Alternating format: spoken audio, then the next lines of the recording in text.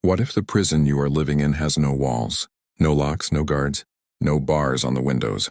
What if the thing keeping you small, keeping you stuck, keeping you circling the same failures year after year, is not your circumstances, not your past, not the economy, not the people who hurt you there, but something that lives 6 inches behind your eyes, your mind, not the mind you think you have, not the sharp, capable, intelligent mind you show the world, but the deeper mind, the hidden mind, the mind that runs in the background 24 hours a day, whispering things you never chose to believe, but somehow never stopped believing.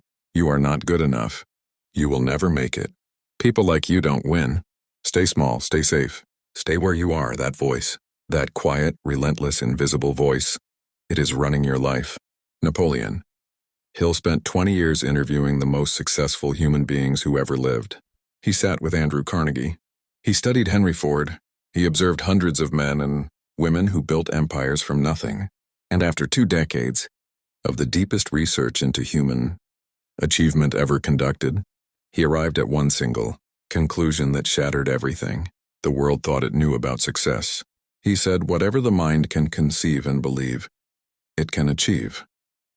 Not whatever is logical, not whatever is realistic, not whatever your family approves of or your circumstances allow.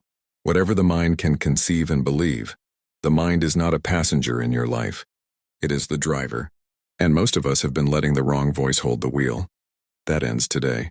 Her name was Maria, born in a 2-room apartment in East Los Angeles, the daughter of a seamstress and a man who left before she was old enough to remember his face.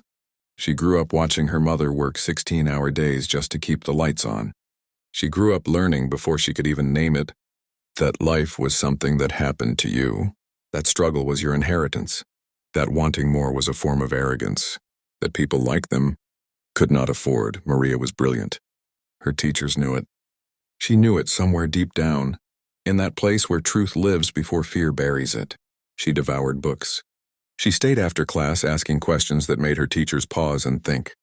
She had a mind that moved like water, flowing around every obstacle, finding a way through. But every time that spark ignited inside her, every time she dared to imagine a different life, a voice came rushing in behind. Who do you think you are? She heard it in her mother's exhaustion. She heard it in the neighborhood that surrounded her. She heard it in every well-meaning person who told her to be practical, be realistic, be grateful for what she had. And slowly, the way a fire dies when you stop feeding it, her belief in herself dimmed. She was not a failure. She had never failed. She had been conquered. Not by the world, by her own mind. And that is a very different kind of defeat. Because when the world beats you, you can point at something outside yourself and say, there is my enemy. But when your own mind defeats you, when the prison is built from the inside, you don't even know you are in chains. Napoleon Hill knew this. He knew it because he had lived it. And he devoted his entire life to teaching the world how to break free. Let us be honest with each other right now. Let us drop the performance, the highlight reel, the version of ourselves we present to the world. Deep down, as in the quiet moments, in the spaces between the noise, there is something you want, something you have always wanted, a life that looks different from the one you are living, a version of yourself that is fuller, freer, more alive. And you have tried. You have started. You have made plans and written goals and downloaded the apps and bought the books and watched the videos and told yourself, this time is different. And then something happened. Something always happens. The enthusiasm faded. The fear crept back in. The voice returned. And you found 100 reasonable, logical, entirely believable reasons why now is not the right time. Why you are not quite ready. Why the circumstances are against you. Why someone else has advantages you don't. And here is the cruelest part of all of this. Those reasons feel real. They feel true. They feel like honest assessments of an honest reality. But Napoleon Hill would look you in the eyes right now and tell you something that would crack your chest open if you let it. And he would say, your reasons are not your reality.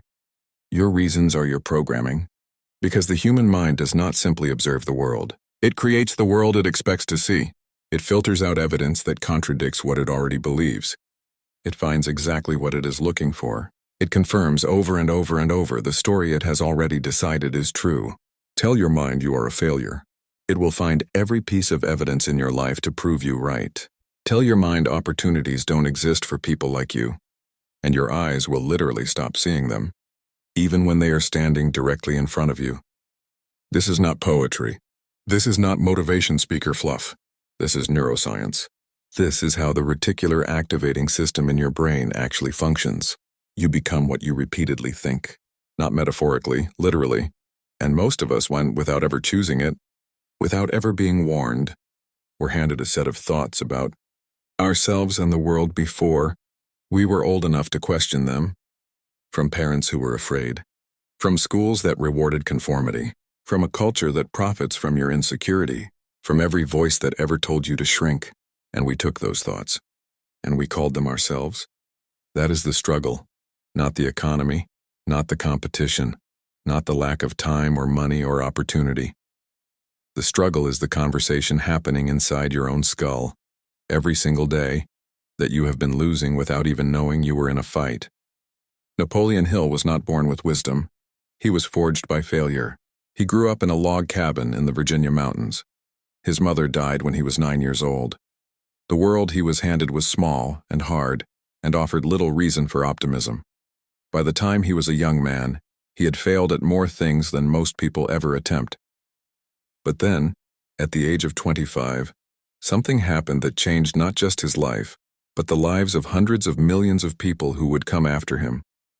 He was assigned to interview Andrew Carnegie, the most powerful man in the industrialized world, a man who had built a steel empire from nothing. And Carnegie, this titan, this colossus, sat across from the young, struggling, uncertain Napoleon Hill and said something that rearranged every molecule in his body. Carnegie told him that the secret to all achievement was not talent. It was not privilege. It was not luck or timing or the family you were born into. It was a philosophy, a way of thinking, a set of mental habits that, once mastered, made success not just possible, but inevitable. And Carnegie asked Napoleon Hill if he would be willing to spend 20 years of his life, without guaranteed pay, without guaranteed success, interviewing the greatest minds in the world to document and share that philosophy. Hill said yes before the question was even finished, and in that single moment, that terrifying, irrational, blazingly courageous yes, Napoleon Hill demonstrated the very principle he would spend the rest of his life teaching. He made a decision. A burning, unshakable, committed decision, and the moment he made it, his mind reorganized itself around a new belief. Not a hope, not a wish. A belief so strong it felt like memory, like the future had already happened, and he was simply walking toward it. That is the turning point, not a circumstance, not a lucky break. A decision, a shift in what the mind accepts as true. A moment when you stop letting the old programming run on autopilot and you grab the wheel with both hands and you say, no more. Not this direction. Not this story. Not this version of me. That moment is available to you.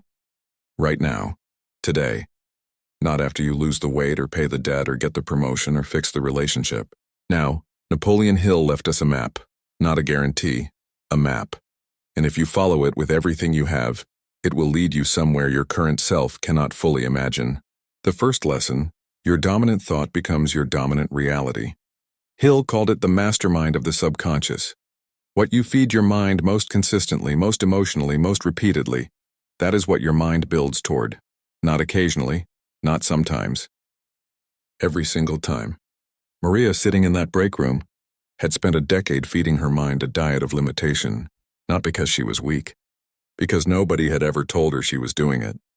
The moment she read, Think and Grow Rich at 33, borrowed from a library shelf she almost walked, past was the moment she discovered she had been the architect of her own ceiling. She stopped feeding the old story that same week. She started feeding a new one deliberately, daily, with ferocious intention. Within 3 years, she had built a business. Within 5, she had employed 14 people. The circumstances of her life had not changed first. Her dominant thought changed first. Everything else followed.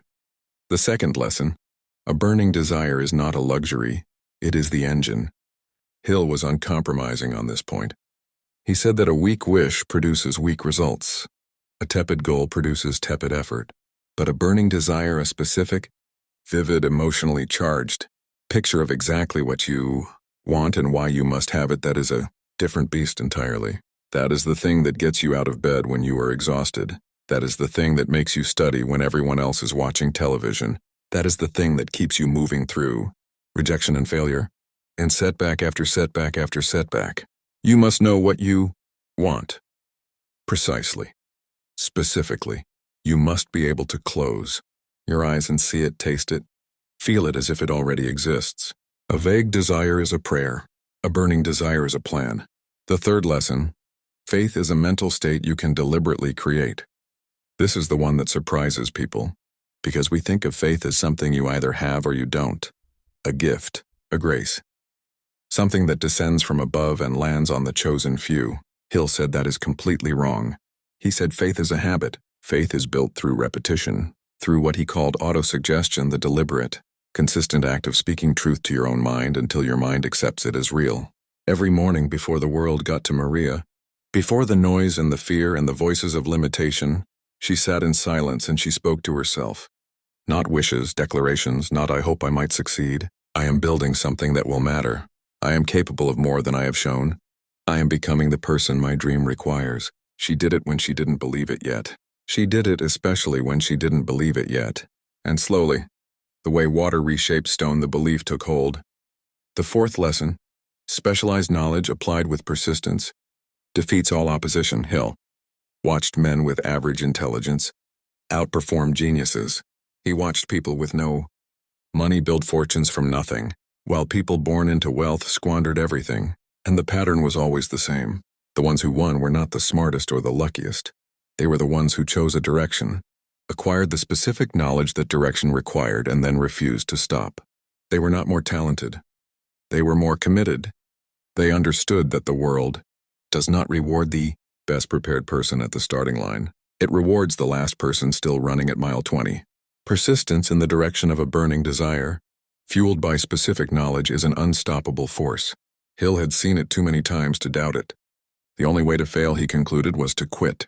I want to ask you something, and I want you to answer it honestly. Not for me, for yourself. When was the last time you believed in yourself? The way you believed in yourself as a child? Before the failures, before the rejections, before the people you trusted told you that your dreams were too big, too impractical, too naive. Before you learned to make yourself smaller, to make other people comfortable. Before you stopped telling people what you really wanted. Because the look on their faces was too hard to bear. When did you stop believing that the life you imagined was actually yours to have? Because here is what Napoleon Hill discovered after 20 years and 500 interviews and a lifetime of studying the greatest achievers in human history. Here is the truth that made Andrew Carnegie weep when he spoke about it. Here is the truth that Henry Ford said he had known in his bones since he was a boy. Every single person who ever built something extraordinary, every inventor, every leader, every artist, every entrepreneur who changed the world, started with nothing but a thought. A single, specific, burning thought that they refused to surrender. They were not special. They were not chosen. They were not given advantages the rest of us lack. They simply decided, and with every fiber of their being, that the picture in their mind was more real than the circumstances in front of their eyes, and they kept that decision alive through failure, through ridicule, through the long, dark seasons when nothing worked and no one believed in the voice. Inside them whispered just like it, whispers inside you, "Who do you think you are?" And they answered, not with arrogance, with certainty, "I am the person this dream chose. I am the person this idea found. I am the person who will not let this die." Maria is 51 years old now. She sat down recently and wrote a letter to the 22-year-old version of herself, the girl who took the job that was supposed to be temporary. She wrote, "I wish I could tell you that the world was waiting to give you permission. It was not. I wish I could tell you that someone was going to come along and see your worth and hand you your future. They were not. Nobody was coming. Nobody was ever coming. The only person who was ever going to unlock that door was you, and the key was in your mind the entire time. The key is in your mind. It has always been in your mind. So here is what I need you to do. Not someday. Not after you feel ready, because you will never feel ready. Today, I need you to sit down, alone, quiet, no phone, no noise, and answer one question with total honesty. What do I actually want? Not what is realistic. Not what I think I can get. Not what other people expect of me. What do I want? What is the picture that lives in the deepest room of my heart that I have stopped letting myself look at? Write it down, in full detail, with the emotion of someone describing a memory rather than a wish. Write it as if it has already happened. Write it as if you are telling the story to your grandchildren, and then read it.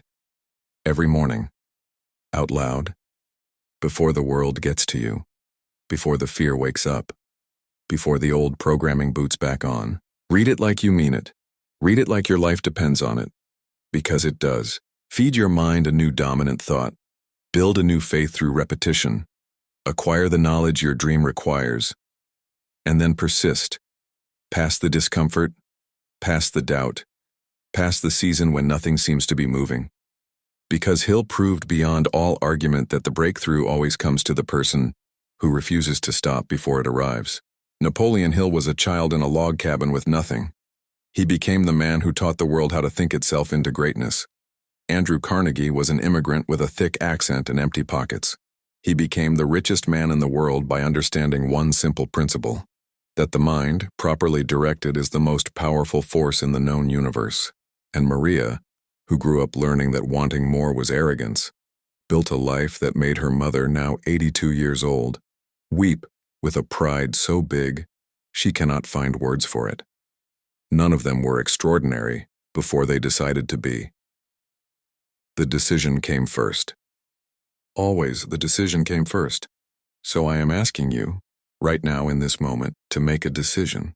Not a wish, not a hope, not a vague intention that fades by Thursday. A decision. Decide what you want. Decide you deserve it. Decide that the old story, the one written by fear and limitation and the voices of people who were afraid, is finished. Done. Over. And decide that starting today, the only voice that gets to define you is the one you choose to put there. Your mind is the most powerful instrument you will ever possess. Napoleon Hill proved that. A century of human achievement confirms it. And somewhere inside you, underneath all the noise, underneath all the doubt, you already know it. The future is not something that will happen to your mind. Your mind is something that will happen to your future. Take it back. Take it all the way back, and never, not for a single day, let it go again. If this reached something in you that needed to be reached, share it with someone who needs to hear it. Leave a comment below with the one word that describes what you are deciding today. And stay close, because we are just getting started.